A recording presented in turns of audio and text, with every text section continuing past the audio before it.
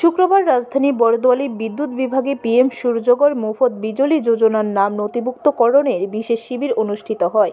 শিবিরে উপস্থিত ছিলেন বিদ্যুৎ মন্ত্রী রতনলাল নাথ সহ অন্যান্যরা। অনুষ্ঠানে এছাড়াও উপস্থিত ছিলেন বিদ্যুৎ সচিব অভিষেক সিং এবং ত্রিপুরা রাজ্য বিদ্যুৎ লিমিটেডের ম্যানেজিং ডিরেক্টর বিশ্বজিৎ বসু। মন্ত্রী রতনলাল নাথ সংবাদ মাধ্যমের মুখোমুখি হয়ে বলেন, আত্মনির্ভর হওয়ার জন্য অন্যতম একটি গুরুত্বপূর্ণ সুযোগ হল সূর্যঘর মুফত যোজনা। গ্রাহকরা এই সুযোগ নিয়ে বিনামূল্যে বাড়িতে বিদ্যুৎ পাবে এবং প্রয়োজনে অতিরিক্ত বিদ্যুৎ বিক্রিও করতে পারবে। এই সুযোগ সকলকে গ্রহণ করার জন্য আহ্বান জানান মন্ত্রী রতনলাল নাথ। মুফত বিজলি যোজনা যারা করেছে তারা এতে লাভবান কি হয়েছে এটা নিয়ে আমরা শিবির করছি এবং ওই শিবিরে থাকছেন আমাদের বিদ্যুৎ নিগমের বিভিন্ন রকম অফিসিয়ালসরা থাকছেন।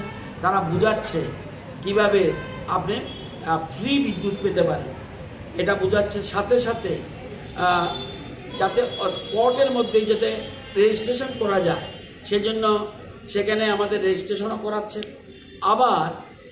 আবার যারা লাগাবে প্লেট, এরকম কিছু নির্বাচিত সংস্থা আছে, এটা সেন্ট্রাল গভর্নমেন্ট থেকে তারা তাদের নিয়ম নীতি মেনে টাটা কনসালটেন্সি সহ আরও বিভিন্ন সংস্থা আছে যারা এখানে রেজিস্ট্রেশন আছে। মোট আছে 14টা ভেন্ডার আছে যারা এইসব সোলারের কাজ করছে। তো ওরাও এখানে থাকছে, তারা বোঝাচ্ছে। আবার কেউ যদি মনে করে যে আমার পয়সা নেই, আমি কিভাবে এই স্কিমটার সুযোগ নেব, তাদের জন্য ব্যাংক কর্তৃপক্ষ আছে 7% ইন্টারেস্টে তারা লোন দিচ্ছে এবং এই জন্য কোনো গ্যারান্টি কিছু লাগে না। শুধু যে জায়গাতে বসাবে ওই বাড়িটা ওনার নিজের নামে থাকে, সাধারণত আমাদের নিজের নামেই থাকে।